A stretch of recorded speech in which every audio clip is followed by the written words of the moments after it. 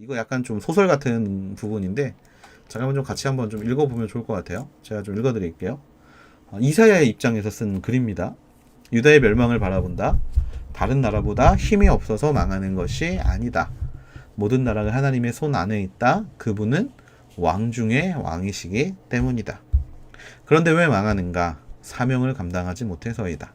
제사장 나라가 되기는커녕 종교, 사상, 문화의 핵심을 바알과 아세라로 만들었다는 것이 그분께 얼마나 굴욕적인가. 어떻게 그 우상들을 섬겨왔는지 하나님은 실상을 알고 계신다. 다 보고 계셨다. 라고 이야기를 해줘. 그렇게 된 이유는 제사장들, 리더들, 기득권자들, 레위인들의 잘못이 제일 크다. 그래서 하나님은 그들부터 심판하신다. 그러나 하나님 나라는 계속된다. 남은 자들이 있기 때문이다. 구원의 날을 바라보며 예언자들의 말을 들을 사람들이다. 예언은 앞으로 나타날 미래의 일을 말하는 것이기 때문에 심판의 날 또는 구원의 날이 다가올 것을 바라본다. 심판의 날은 재앙, 전쟁, 기근, 통곡 등으로 묘사가 된다. 그래서 그날이 오면 최종적으로는 하나님의 나라만 남을 것이다. 하나님의 나라는 우주적이다. 그래서 하나님의 관심은 온 세계이다. 이게 이제 이사야의 마음을 담은 이야기라고 이제 이사야서를 요약한 내용입니다. 이사야서를 요약한 내용인데 다시 한번 좀 볼까요? 유다의 멸망이 찾아올 거예요. 근데 힘이 없어서 망하는 게 아니라 사명을 감당하지 못해서 샘플이라고 제가 말씀드린 것 같은데 샘플 세상 가운데 하나님이 사용하시는 나라에 대한 샘플로 만들어놨는데 그 사명을 감당하지 못했기 때문에 망한 거고 사명을 감당하지 못했다라는 것은 결국에는 하나님의 이름이 더럽힘을 당했다라는 것. 그래서 하나님의 이름이 굉장히 굴욕적이라는 이야기가 나와요. 실제 이사야서에서. 그리고 하나님이 이사야를 통해서 보여주시는 게 숨어서 겉모습은 하나님께 예배드리고 있는 것처럼 보이지만 숨어서는 태양신을 숭배하고 다른 신들을 숭배하는 이야기들이 나옵니다. 그리고 그것을 숨어서 하지만 하나님은 다 알고 계셨다라고 이야기를 해요. 그래서 회칠한 무덤이라는 표현이 이쯤에 나옵니다.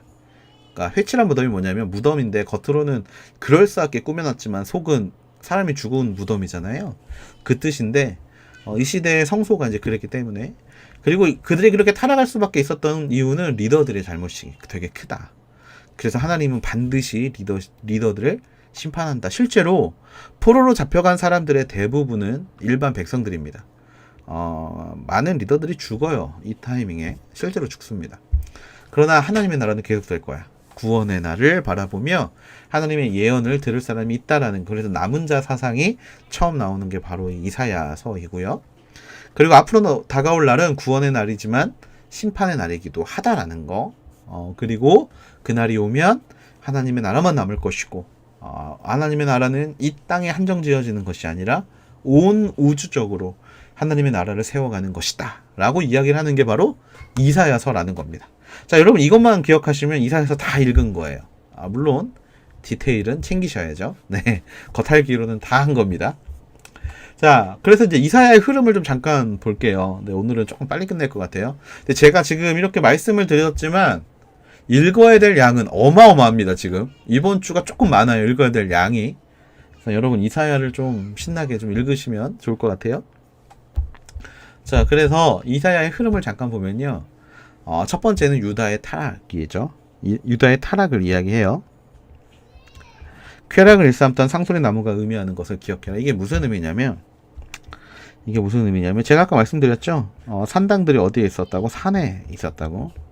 산 제일 꼭대기에 산당이라는 게 있어요. 이 산당은 뭐냐면 이 산당은 그냥 산에 있는 기도원이라고 생각하시면 돼요. 하나님을 섬기기도 하고 다른 거를 섬기기도 했던. 그런데 이 산당이 옆에 꼭 있어야 되는 게 있어요. 그게 뭐냐면 나무입니다. 나무가 있어야 돼요. 왜냐면 이 나무가 매개체이기 때문이에요. 자, 간단하게 말씀을 드릴게요. 여러분 무당집들 보신 적 있어요? 무당집들에 보면 뭐가 있어요? 나무가 있어요. 약간 이 나무를 뭘로 보면 되냐면 이 나무를 안테나로 보시면 됩니다. 악한 것들과 연결하는 안테나.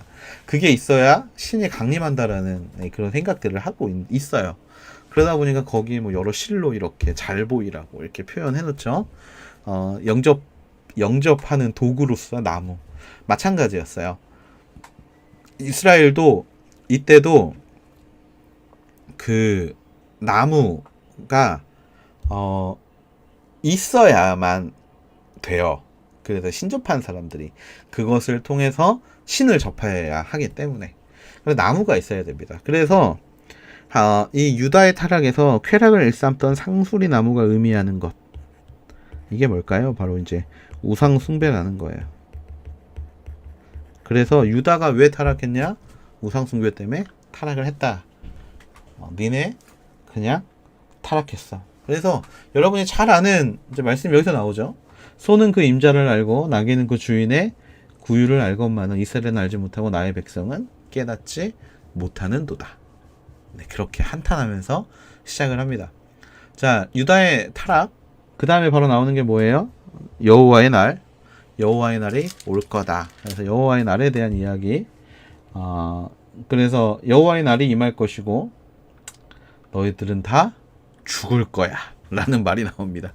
여호와의 날이 이제 구원의 날이 아니라 심판의 날로 찾아오게 될 것이고 이 심판의 날에 심판을 당할 거야 라고 이야기를 하죠. 하지만 예언서가 답답하고 짜증나고 하는 이유, 방금 심판을 말해놓고 또 갑자기 무슨 이야기를 해요? 회복을 이야기를 하죠. 그래서 4장에서 회복이 임합니다. 회복이 임하고요.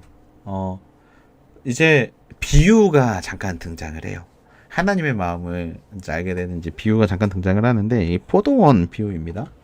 이 포도원 비유는 뭐냐면 내가 사랑하는 자를 위해서 포도원을 만든 거예요. 포도원을 만들었는데 그 포도원을 정말 땅을 파고 돌을 제하고 최고의 포도나무를 심었고 그게 상하지 않도록 이제 그걸 누가 훔쳐가지 못하도록 망대를 세우고 그래서 거기서 숨틀을 파고 좋은 포도를 맺기를 기다리고 있었는데 그 포도가 어떻게 됐죠? 포도나무가 제대로 열리지 못한 거예요. 그러니까 이게 무슨 의미냐면 하나님은 이스라엘을 정말 하나님의 나라로 삼으시기 위해서 정말 많은 것들을 부어주시고 돌봐주시고 책임져 주셨고 높은 망대를 세우면서까지 다른 사람이 훔쳐가지 못하도록 지켜주셨는데 그렇게 최고의 포도를 낼 거라고 기대하고 있었는데 포도가 최고의 포도가 나온 게 아니라 정말 쓰레기가 나온 거죠. 쓰레기. 그래서 하나님의 기대에 미치지 못하게 된 거예요. 정의를 바랬는데 포악하고 공의를 바랬는데 도리어 부르짖음이 그 안에서 들렸다라고 이야기를 하고 계시는 겁니다. 얼마나 하나님의 애끓는 마음인지를 좀 우리가 알면 좋을 것 같아요. 그거를 보는 하나님의 마음. 자, 그리고 이제 6장, 이사야에서 어떻게 보면 제일 재밌는 장이기도 하고 제일 잘 아는 장이기도 하는 6장. 근데 여기서 여러분들에게 팁을 하나 드릴게요. 6장 먼저 읽으세요. 6장을 읽고 1장으로 돌아가세요. 6장은 소명장이에요. 그 이사야가 소명을 받는 모습인데, 이 소명을 받고 예언을 시작한다라고 보시면 되거든요. 갑자기 왜 6장에서 이사야가 자신의 소명에 대해서 이야기를 했는가? 그 앞에서 말한 이 예언들이 내가 하는 이유는 내가 하나님께 이렇게 받았다라는 거예요. 그러니까 한마디로 뭐냐면 귀 있는 자는 들을 것이다 라는 마음을 가지고 선포를 하고 6장에 소명이 나오는 거예요. 내가 누군지 알아? 나 하나님께 이런 소명 받은 사람이야.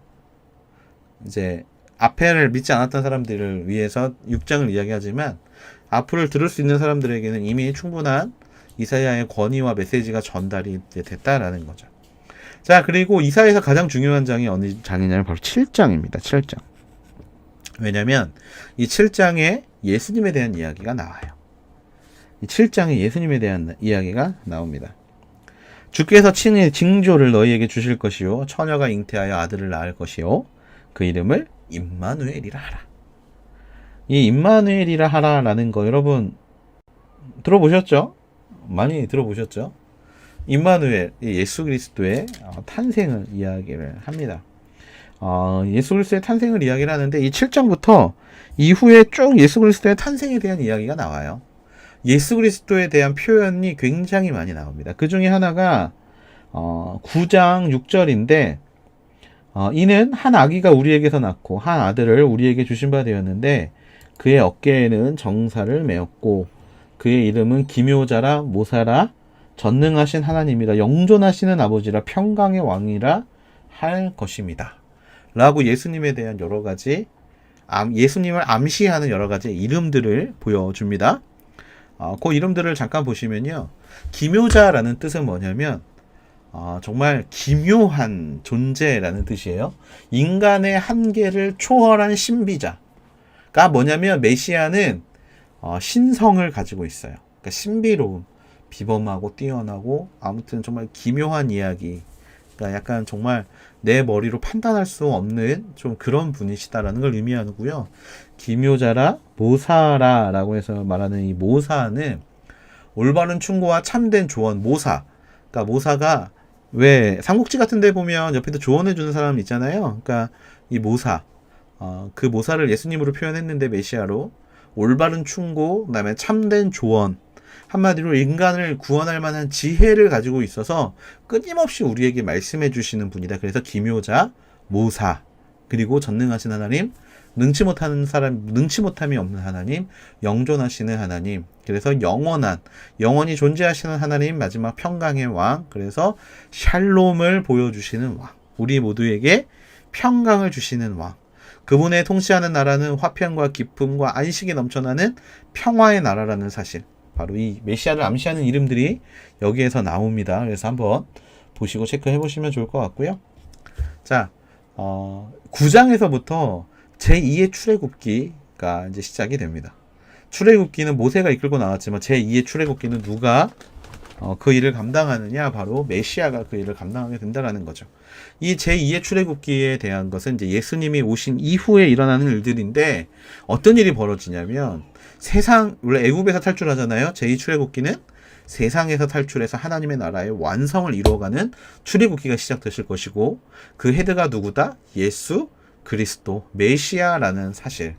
다윗의 후손으로 오시느니 그가 오시면 모든 백성들이 구원을 얻게 될 것이다. 그리고 그것을 통해서 애굽이라고 불리우는 세상을 멸망시키실 것이다라는 예언을 이사야 9장에서 하고 있다라는 거예요. 이사야 9장. 꼭 읽어보시길 바라고 꼼꼼하게 9장만큼은 좀 꼼꼼하게 읽어보시면 좋을 것 같아요. 자, 그런 평강의 왕을 하나님이 우리에게 주실 것이고 남은 자들이 있을 것이고 하나님이 아수르라는 나라를 통해서 이 온 세계를 무너뜨릴 거지만 하나님의 구원의 날은 분명히 살아있기 때문에 우리가 해야 될 일이 뭐가 있을까요? 바로 찬양을 해야 된다라는 거예요. 자, 그래서 이사야가 이런 찬양을 합니다. 여러분이 한번 들어보셨을지 모르겠지만 12장 2절에 보면 하나님은 나의 구원이시라 내가 신뢰하고 두려움이 없으리니 주 여호와는 나의 힘이시며 나의 노래시며 나의 구원이심이라 너희가 기쁨으로 구원의 우물들에서 물을 기르리라 할렐루야 라고 찬양을 부를 수밖에 없다라는 거죠. 자, 그러면 찬양 안 하는 사람들이 있을 거 아니야, 이 하나님은. 그러면 그 사람들은 어떻게? 다 죽여버릴 거야 라고 이야기를 합니다. 다 죽여버릴 거야. 이게 좀 무섭죠? 이게 선포가 되는 게 사실 조금 무서워요. 그래서 그 열방의 심판에 대한 이야기가 나옵니다. 열방의 심판에 대한 이야기. 여기 보시면요. 애굽, 바드로스. 이 바드로스, 옛날에 무슨 나라예요? 라고 말하면 그냥 바드로스라는 나라예요. 그렇게 유명하지 않은 나라였어요. 자, 그 다음에 블레셋, 에돔, 모압, 암몬, 게달, 다메섹, 미디안. 자, 그리고 갈대, 아수르, 메데, 엘랍. 이쪽은 이제 이란 지역이라고 보시면 돼요. 이란 지역. 이 나라들에 대한 멸망과 심판에 대한 이야기가 미친 듯이 쏟아집니다. 왜? 얘네들은 하나님을 찬양하지 않았기 때문에. 하나님을 찬양하지 않는 이 나라들은 열방 무너질 것이고 없어질 것이다. 그러니까 여기가 이제 예루살렘이 있는 이스라엘이잖아요. 그러니까 한마디로 이스라엘의 주변의 모든 열강들과 강대국들이 무너질 거라는 것을 이제 예언을 하고 있는 거죠. 요것도 이제 여기가 좀 진짜 핀트 나가기 가장 좋은 때예요. 아니 뭐가 어디에 있는지도 모르겠는데 그냥 무조건 막 잘못했다 그러고 멸망한다 그러고 막 이러니까 여기가 조금 힘들거든요. 그래서 요 고비를 여러분들 좀 잘 넘기시기를 바랍니다. 아 이건 제가 어떻게 해드릴 수가 없는 부분이라서 네 어떻게 해드릴 수가 없어요. 네 어쨌건 자 그 다음에 이제 심판의 선포가 계속되고요. 회복이 계속이 되고 그날에 대한 하나님의 메시지가 계속 됩니다. 자 그리고 이제 마지막으로 30에서 31장 이사야 이후 100년쯤 나타날 미래에 대한 예언. 100년쯤 후에 무슨 일이 벌어지냐면 바로 남유다가 멸망하는 일이 발생하게 됩니다. 자 남유다가 멸망을 하는데 어떻게 멸망을 하냐면 보세요. 그 바벨론 쪽에 좀 연을 대야 되는데 애굽 쪽에 연을 대요. 아수르가 망하고 다시 이제 바벨론 대 애굽의 싸움에 남유다가 가운데 껴있거든요. 이때 100년 후에 남유다 멸망에 대한 메시지를 하는데 이때 등장하는 예언자가 누구냐면 예레미야라는 예언자예요. 여러분이 잘 아시는 예레미야. 예레미야가 줄기차게 하는 이야기가 있습니다. 뭐냐면 바벨론에 항복해라. 바벨론에 붙어라. 근데 왕이 누구 편을 들어요? 애굽 편을 듭니다. 그래서 질질 끌려가요. 눈알이 뽑히고 질질 끌려갑니다. 이집트와 조약을 맺을 것을 누가 이야기를 하자면 바로 이사야가 이야기를 해요. 30에서 31장에서. 좀 대단한 것 같아요. 이런 거 보면. 근데 여기서 좀 재밌는 건 뭐냐면 예레미야가 정말 미친 듯이 애굽을 선택하면 안 된다고 이야기를 하거든요. 아마 예레미야가 이사야의 이야기를 알고 있었던 것 같아요. 이사야의 예언을 알고 있었던 것 같습니다. 그러니까 예레미야가 따로 하나님의 말씀을 받는 장면이 나타나는 건 아닌데 굉장히 강력하게 그것을 주장을 해요. 애굽 안 된다. 바벨론에 붙어야 된다. 애굽 안 된다. 뭐 이런 식으로. 결국에 그 왕의 선택은 나라를 망하게 했죠. 그러니까 어떻게 보면 이때 애굽이 아니라 바벨론 쪽에 붙었으면 나라가 망하지는 않았을 것 같다는 생각이 좀 들긴 하는데 뭐 그거는 하나님만 아시니까. 그래서 예언이 나타나고요. 그 다음에 32장 35장에선 결국에 망하게 될 것이고 망하게 난 이후에 왕이 나타날 건데 이 왕은 어떤 왕이냐면 영원한 왕. 누구를 뜻하겠죠? 예수 그리스도를 뜻하겠죠. 자, 그 왕의 나라는 영원한 계속될 것이고 정말 좋아하는 찬양이 여기서 나옵니다. 사막에 예쁜 꽃들이 피어나고 눈먼 사람이 눈을 뜨고 귀 거머리래 자꾸 귀머거리가 듣고 광야에 물이 솟고 큰 길이 생길 것이다. 그 사람은 또 폭우를 가리는 곳 같이 우리를 지켜줄 것이다 라고 이야기를 하게 됩니다. 여기서 말하는 이사야의 이 부분이 천국에 대한 비유라고 이야기를 해요. 네, 자꾸 제가 거머리라 그래. 천국에 대한 비유가 나옵니다. 주님이 다스리는 그 나라가 되면은 사막이 낙원 되리라. 아멘. 그 이사야의 어떤 메시지를 좀 오늘 좀 보면 좋을 것 같아요. 자, 그래서 오늘은 이제서 그 열왕기하 15장에서 17장 그리고 이사야 1장부터 35장까지입니다. 이게 제가 간단하게 설명을 드리다 보니까 괜히 디테일하게 들어가면 한도 끝도 없이 복잡해지더라고요. 좀 이렇게 처음에 준비한 거를 봤을 때는. 근데 이제 요거에 대한 이제 이사야의 흐름을 제가 다시 여러분한테 말씀을 좀 드렸는데, 자, 지루한 시간입니다. 저도 인정. 정말 지루한 시간이 될 겁니다. 하지만 그 안에 담겨져 있는 정말 어떤 하나님의 마음을 우리가 좀 이 시간 알았으면 좋겠고요. 좀 이 시간에 그 마음을 가지고 한번 요거를 봤으면 좋겠어요. 그 이사야를. 자, 혹시 듣는 중간에 질문이 있을까요? 오늘 진짜 제가 정말 후다닥 달려가지고 사실 조금 진도가 더 나가고 싶었는데 읽는 속도가 따라오지를 못할 것 같아가지고 제가 진도를 다 여기서 끊었거든요. 정말 왕하 갈 길이 아주 멉니다 지금. 왕하 예레미야까지 해야 되니까 일단 요 부분들 우리가 좀 같이 나누면서 하면 좋을 것 같아요. 네, 질문 있으면 질문하시고 없으시면 네, 오늘 말씀 읽기를 말씀 읽기를 하도록 하겠습니다. 열왕기하 15에서 17장.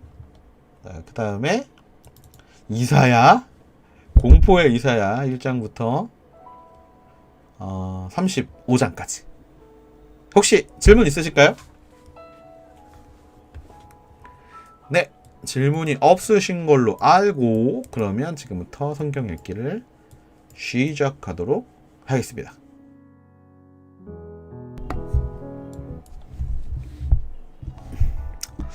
네, 30분이 다 돼가는데요. 훌륭합니다. 6명 최후의 성경 전사 6인 몇 장까지 읽었는지 모르겠는데 이번 주에 이사야 읽으셔야 다음 주에 이제 왕하를 대략 끝낼 수 있어요. 다음 주에 이제 예레미야라는 더 큰 산이 하나 있기는 한데 그래도 이제 끝낼 수 있으니까 조금만 힘내서 읽으시면 좋을 것 같아요. 네, 오늘도 함께 해주셔서 너무 감사하고요. 성경을 읽어가면 읽어갈수록 내 안에 영적 어떤 지식이 쌓이는 게 아니라 영적인 통찰력이 생기게 될 줄로 믿습니다. 혹시 우리의 인생이 지금 심판을 받을 만한 인생이라면 지금 즉시 말씀을 읽고 하나님 앞에 돌아올 수 있게 되기를 기도하고요. 언제나 그 과정 가운데 하나님의 도우심과 또 선하심과 인자하심이 언제나 모든 인생 가운데 충만하게 되기를 기도하겠습니다. 힘든 일 있으면 언제든지 네, 익명 게시판에 남겨주시면 제가 또 기도할 테니까요. 우리 성경 끝까지 읽고 또 그 이후에 또 생기는 여러 기쁨과 감사들을 또 잘 누릴 수 있는 시간들이 됐으면 좋겠습니다. 네, 오늘 여기까지고요. 함께 해주셔서 감사하고 월요일날 다시 만나겠습니다. 제발. 네, 월요일에 볼게요. 안녕.